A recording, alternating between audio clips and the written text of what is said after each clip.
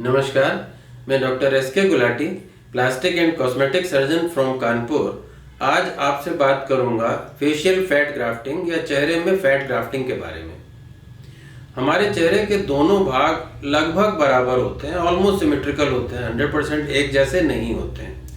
थोड़ा बहुत फर्क होता है तो कोई फर्क नहीं पड़ता, कुछ पता नहीं चलता, लेकिन अगर डिफरेंस ज़्यादा हो तो यह ऑड लगता है।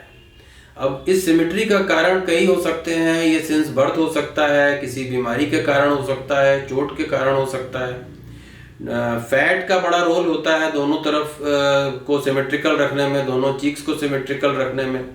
लेकिन और टिश्यूज जैसे बोन्स या मसल्स के कारण भी डिफरेंस आ सकता है। कारण कोई भी हो, सिंस बर्थ हो, बाद में आया हो, इसका इलाज फैट ग्राफ्टिंग के द्वारा बड़ी आसानी से किया जा सकता है। आपके केस में, किसी इंडिविजुअल केस में फैट ग्राफ्टिंग सूटेबल है या नहीं, ये कंसल्टेशन के बाद ही डिसाइड किया जा सकता है। लेकिन फैट ग्राफ्टिंग एसिमेट्री को बहुत सक्सेसफुली ट्रीट कर सकती है। फैट ग्राफ्टिंग के प्रोसीजर के बारे में समझने के पहले आइए कुछ रिजल्ट्स देख लेते हैं, कुछ पेशेंट के केसेस समझ लेते हैं। ये पहले पेशेंट में इस लड़की के दाहिनी तरफ निचले हिस्से में फैट कम हो गई थी, जिससे फेस एसिमेट्रिकल हो गया था, और एक ही सिटिंग फैट ग्राफ्टिंग से ये काफ़ी हद तक सिमेट्रिकल हो गया। ये अर्ली रिजल्ट दिख रहा है, और उसके बाद वाली फ़ोटो में ये कई साल बाद की फ़ोटो है, और आप देख सकते हैं कि रिजल्ट अभी तक मेंटेन्ड है, और थोड़े से वेट गेन के बाद और भी अच्छी सिमेट्री आ गई है।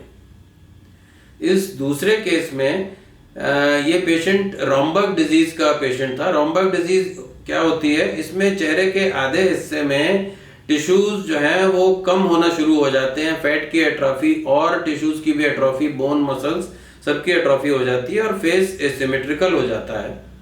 इसका कारण मेडिकल साइंस को भी नहीं पता कि ये क्यों हो जाता है, लेकिन अच्छी बात यह है कि ये प्रोसेस कुछ समय के बाद रुक जाता है, और अब उस प्रोसेस के रुकने के बाद इसकी एसिमेट्री को फैट ग्राफ्टिंग के द्वारा ठीक किया जा सकता है। इस पेशेंट में फैट ग्राफ्टिंग की गई, और इसमें 2 बार करनी पड़ी। फैट ग्राफ्टिंग कई बार रिपीट करनी पड़ती है, एक बार नहीं तो 2 बार में अच्छा रिजल्ट आ जाता है। इस पेशेंट में 2 बार की गई, और उसके बाद आप रिजल्ट देख सकते हैं, फेस लगभग सिमेट्रिकल हो गया।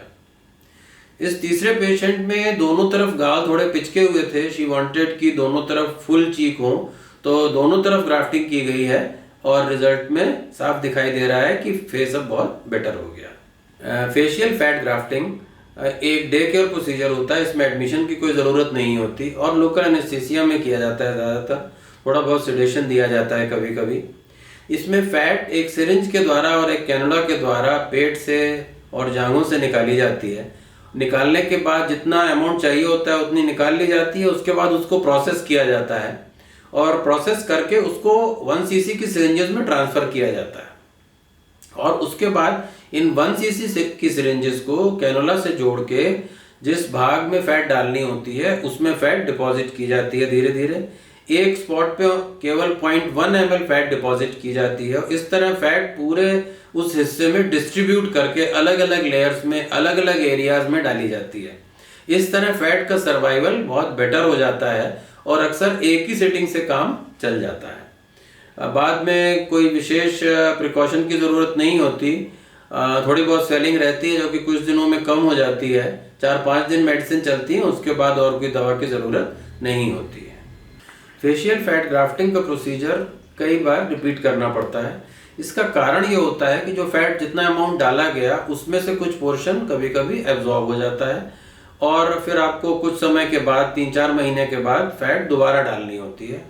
और ये कोई, क्योंकि बहुत बड़ा प्रोसीजर नहीं है, तो रिपीट करना कोई मुश्किल चीज़ नहीं है। It is not a big deal, लेकिन अच्छा रिजल्ट आ जाता है। और बहुत बड़ा फ़ायदा ये है कि शरीर की अपनी फैट डाली जा रही है, कोई बाहर से इम्प्लांट या कोई फॉरेन बॉडी नहीं डाली जा रही, तो कोई उसके रिजेक्शन का भी रिस्क नहीं है। बॉडी की अपनी फैट है, बॉडी एक्सेप्ट कर लेती है, और एक बार उसका सर्वाइवल हो जाए तो वो फिर बॉडी की ग्रोथ के साथ साथ बढ़ती रहती है।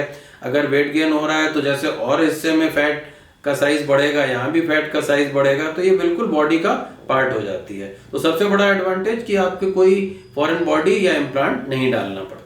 अपनी बॉडी से निकाल कर फैट ग्राफ्ट करी जा रही है, तो ये ऑपरेशन सस्ता होता है, क्योंकि आपको इम्प्लांट के खर्चे से आप बच जाते हैं। तो ये एक बहुत बड़ा एडवांटेज है।